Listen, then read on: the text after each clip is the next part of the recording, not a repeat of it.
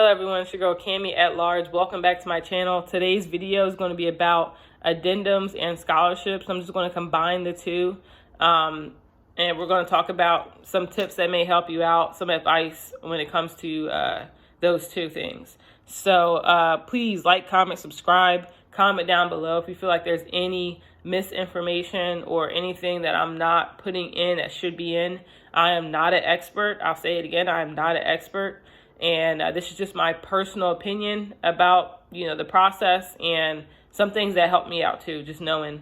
So once again, let me know and I'll include it in a future video. I'll correct myself and include it there. So and just when it comes to scholarships, there's not much that I'm going to say about scholarships, only because I'm a part of the Yellow Ribbon program. If you don't know, it's me being in the military. Part of the GI Bill, you can request to be a part of the, receive the Yellow Ribbon benefits or whatever, which does 100% matching. Well, it depends on like the school. Some do 90, some do 50% matching.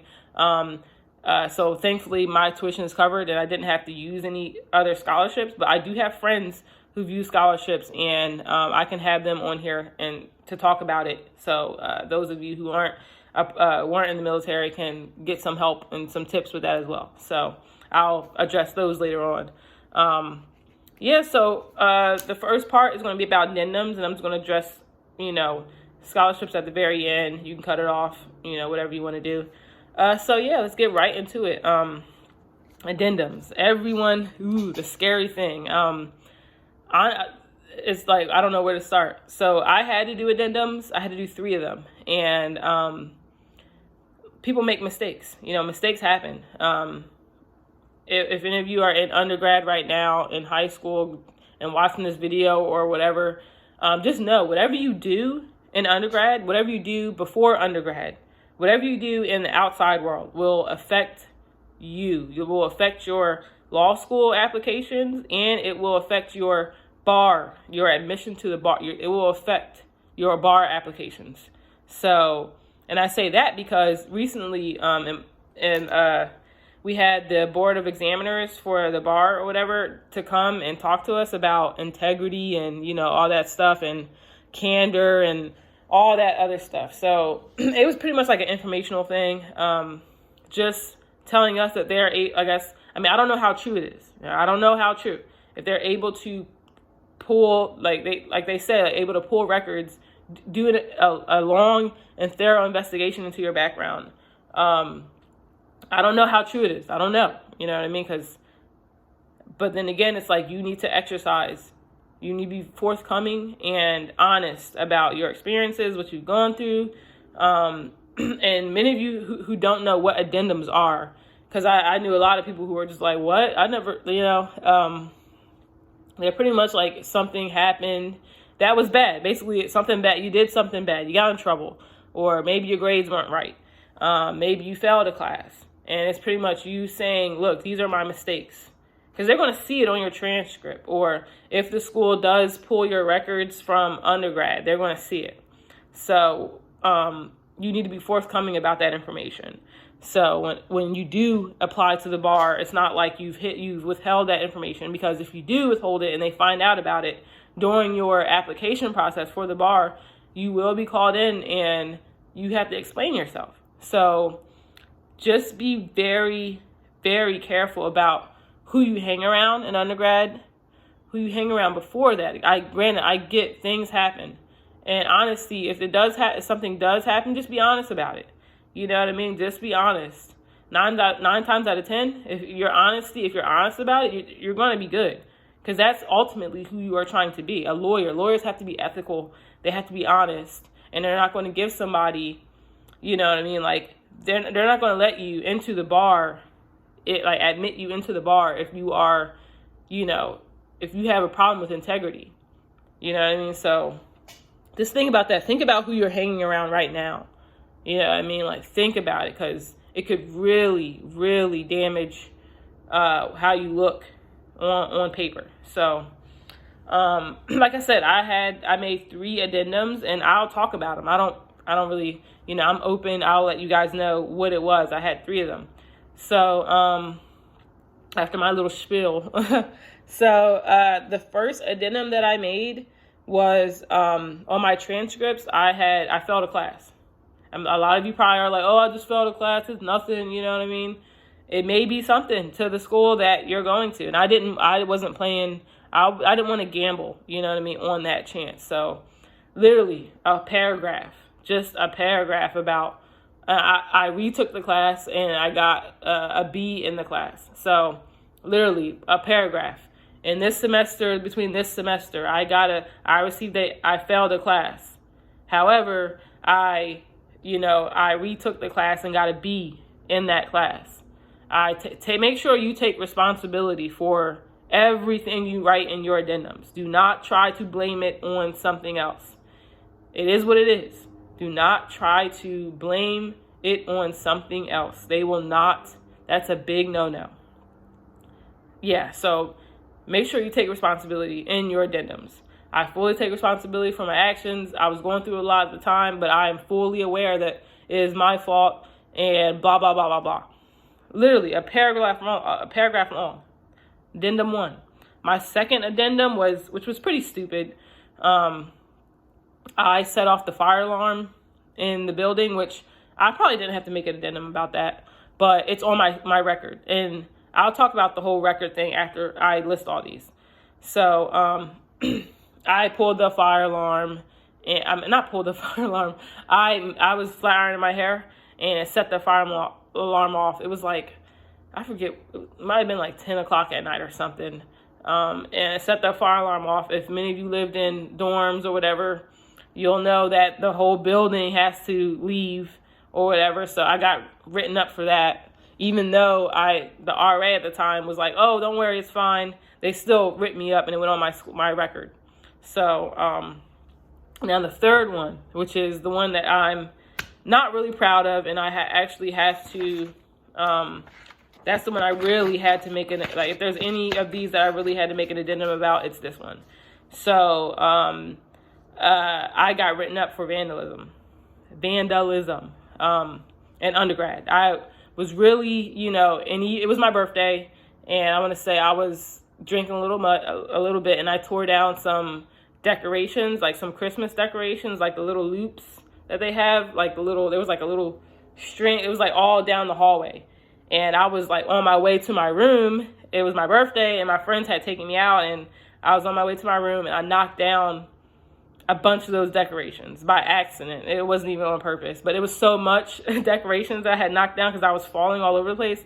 The RA saw and wrote me up for vandalism. So, and I literally say that in my addendum. That one was a little bit longer. I mean, addendums don't have a requirement, really. I had to go in depth with what exactly happened my night, and basically have a solution. Like, next time I go out, I'll make sure that I don't drink as much, and that I don't try to be aware of my surroundings, and make sure I have somebody escort me back to my room, because my friends at that point had just dropped me off at my building, and went right in. I didn't think, I was like, at that point, just have somebody escort me, have a plan of action, and take responsibility. Once again, I said, I understand this has happened. I take full responsibility, and it will never happen again. And it hasn't for the rest of my time being at this university. So, but yeah, and as far as the record go, I know a lot of you probably haven't thought to call your school back, but you should, because you may, like me, I forgot. I was like, man, I did that. I forgot about it. Make sure you call, you request a record. I forget what they call it. It's like community standards or something like that. I forget the name of it, but call the housing office. I know I had to do that for my school. I don't know where they keep those records at in different departments, but I had to call housing, and just call around and ask them how you can obtain your records to see what's on your record. They actually emailed me my record, and I saw those things that were on my record. So a lot of you who probably don't know that this is something that you have to do, you should do it, as well as even before you apply to the bar, because they even brought it up, your school record. They'll pull your school record. Once again, I don't know how true that is. I don't know how true You know what I mean? If they're able to, some of you who've maybe been out of school for years, or are they able to go back 10 years and pull records from, 19, I don't know. So, but then again, you don't want to chance it, and you should be forthcoming with that information. So,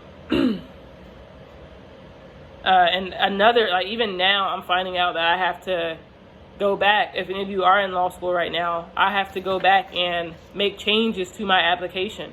So there is a way to like go back and if you do omit, like me, I didn't put that I worked at Old Navy for like 8 months, I think. So I'm like, okay, now I have to go back and put that on my application. You can, once you are admitted into law school, you can go back and revise your application so that when you are applying to the bar, it doesn't look like there's, they do allow you to do that. So that's all I have for addendums. And that's just me being fully honest and forthcoming. Hopefully you guys found that helpful. One second. There's a little bit more I want to address. I just thought about it. Okay, so integrity, like there's a difference between, doing something sporadically, something happened, and you showing a pattern of something. If they see a pattern of something, like maybe you stole from the store or something, got caught, okay, and you have a record of that.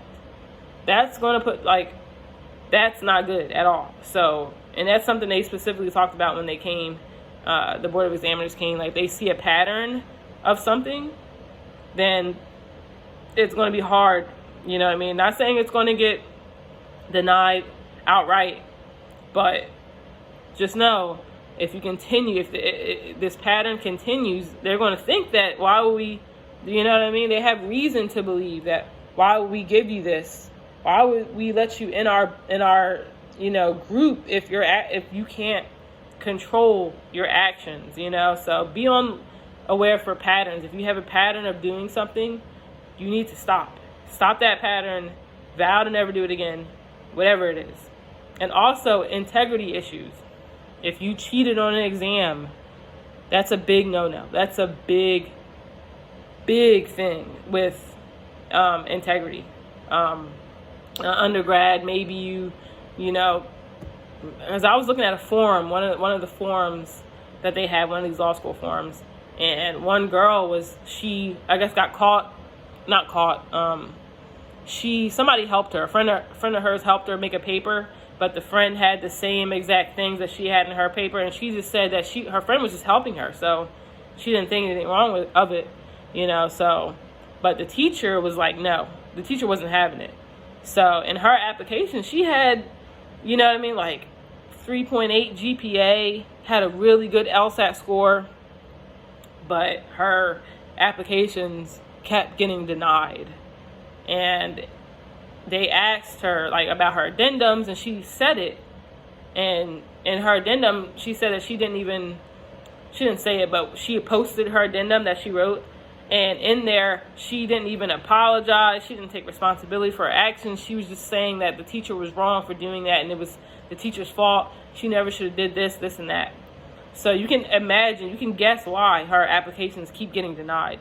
Number one is because that happened. The whole issue in and of itself, aside from her taking responsibility for it, it could be that. And the fact she's not even taking responsibility for it. So, yeah. And also, that's pretty much all I have to say about addendums. Just be honest and forthcoming, and you should be good. So DUIs, like you can get around that. You can, mind you, if there's a pattern, that's different. It's when you have a pattern, that's when you should be on alert. You know what I mean? Like if you have charge, I don't know. You know what I mean? Like I think if you're forthcoming, and like I said, I know people who've, had some crazy stuff on their record, not crazy stuff, but just stuff that, happens, and, they were admitted into law school. So don't think because you have a big charge like that, not big charge, like a DUI or something like that, it's not the end all be all. So just be forthcoming and honest, and you should be all right. You'll have some explaining to do, but you should be good. Okay, so scholarships. I know it's been a minute. Okay, so there's only a few things I'm gonna talk about with scholarships. And this is the part where if you aren't military, or, you know, you can probably cut it off. I just want to let you guys know, like, if you are military, that when it comes to the Yellow Ribbon program, and this is something I didn't know, maybe it was something I should have known and I just didn't know. You only get, say your Yellow Ribbon program, right? It ends up covering more than what your tuition is. Don't think that you're going to get that money back. You know what I mean? Because it's not. They only cover your tuition. I think it's in-fenced. I forget the term of it. If it's like a fenced, unfenced, I forget. But if it's like, you should apply, even if you are getting the Yellow Ribbon program, you should apply to other scholarships, because your Yellow Ribbon program will only cover your tuition, and that's it. There's no extra. They will make sure that whatever they're going to pay out is the exact amount of your tuition. You will have nothing left over when it comes time for refund checks and stuff like that. You won't have anything left over. So apply for outside scholarships if you want to have a little bit of money, you know, to you know, help you out throughout the semester. So that's all. That's pretty much it.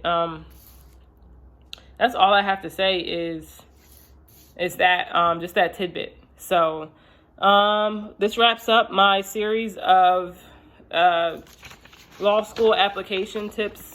You know, once again, if you guys felt like I missed out on some information, or you felt like misinformation, let me know and I will include it in a future video. Thank you guys for tuning in. It's your girl, Cammy at Large. You guys have a good one.